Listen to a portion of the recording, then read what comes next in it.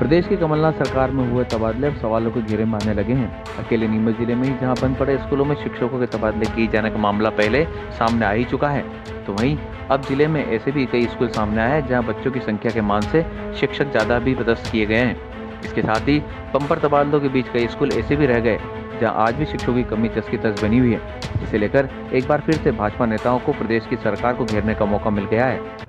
नीमच जिले में वैसे तो कई स्कूल हैं जहां छात्रों की संख्या के मान से तय मापदंडों के अनुसार शिक्षक ज़्यादा हैं, लेकिन हम जीरन तहसील की चित्ताकड़ा संकुल को देखें तो यहाँ 26 प्राथमिक स्कूल हैं जिनमें 11 शिक्षकों की अतिरिक्त पदस्थापना कर दी गई, जबकि यहीं की मिडिल और हायर सेकेंडरी स्कूलों की बात की जाए तो यहाँ शिक्षकों की कमी बनी हुई है।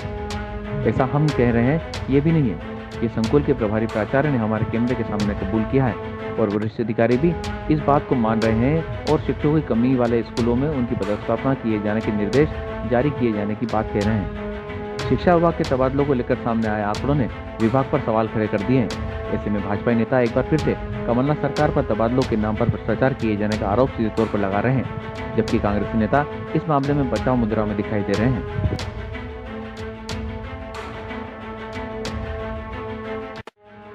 पहले तो अतिरिक्त शिक्षक कार्यरत नहीं थे, लेकिन अभी भी जो शासन ने जो ट्रांसफ़र किए हैं उसके तहत अतिरिक्त शिक्षक कार्यरत एक तो प्राथमिक विद्यालय भोपतपुरा जहां एक की आवश्यकता थी, यहाँ 2 कार्यरत है, एक की यहाँ ज़रूरत है।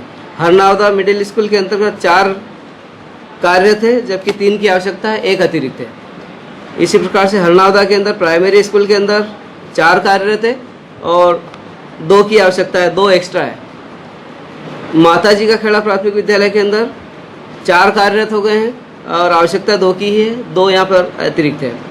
प्राथमिक विद्यालय कासबी के अंदर 3 कार्यरत है, 2 की आवश्यकता है, 1 अतिरिक्त है।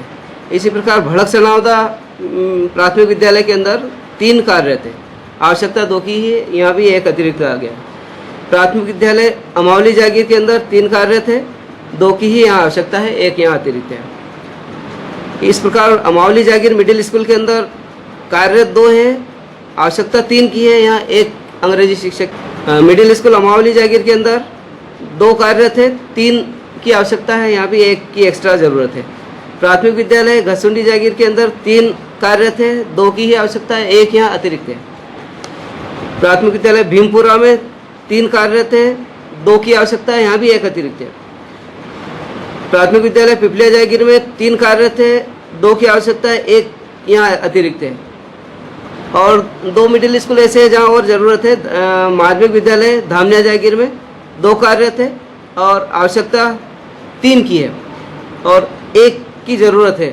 इसी प्रकार से घसुंडी जागीर के अंदर 2 कार्यरत है, 3 चाहिए, 1 ज़रूरत है। लेकिन हाँ, ऐसा भी अभी कुछ आया है कि कहीं कहीं बच्चे 60 हैं और टीचर 4 हैं, ऐसा भी देखने में आया है। कहीं कहीं बच्चों के अनुपात में शिक्षक ज़्यादा हो गए, तो वहाँ संकुल स्तर पे बता दिया गया है, सभी को आदेशित कर दिया गया है कि आप अपने स्तर से शिक्षकों की व्यवस्था कर दें और अस्थायी व्यवस्था कर दें, और जब तक शासन से नहीं आता आदेश तब तक संकुल प्राचार्य अपनी स्तर से व्यवस्था कर रहे हैं। और कहीं भी कोई भी रिक्त क्या पोर्टल पे जो बंद हो गए हैं, 48 स्कूल अपने ज़िले में बंद हुए थे, तो पोर्टल पे एंट्री नहीं हो पाई थी, इसलिए वो वहाँ से ट्रांसफ़र हो गए और उनको होल्ड पर रख के फिर अन्य जगह कर दिया।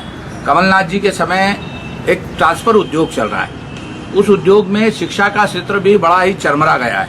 अभी हम देख रहे हैं कि जिस विद्यालय में बच्चों की संख्या कम है वहाँ अधिक शिक्षक पहुँच गए, शिक्षिकाएँ पहुँच गई है। कई विद्यालय तो ऐसे हैं जहाँ ताले लगे हुए हैं और उनमें 4-4, 5-5 शिक्षकों की नियुक्ति कर दी है, तो पूरा शिक्षा व्यवस्था चरमरा गई है और ये केवल एक ट्रांसफर उद्योग चल रहा है। अभी हमने देखा है, मेरे भी आस पड़ोस के कई शिक्षक ट्रांसफर होकर और बाहर से यहाँ आए हैं, और आना भी चाहिए। जो जहाँ है वहाँ उसके निवास पे यदि वो रहेगा तो अच्छी शिक्षा देगा, मगर हम देखते हैं कि उनसे कहीं न कहीं बड़ी वसूली की गई है और एक ट्रांसफर उद्योग मध्य प्रदेश में बिल्कुल शिक्षा के क्षेत्र में जो चला है, मैं इसकी घोर निंदा करता हूं और मुख्यमंत्री माननीय कमलनाथ जी से निवेदन करूंगा कि शिक्षा हमारे मध्य प्रदेश की मूल है और उस मूल में यदि आप इस प्रकार का आपातापी करेंगे तो शिक्षा में बच्चों के ऊपर बहुत प्रभाव पड़ने वाला है।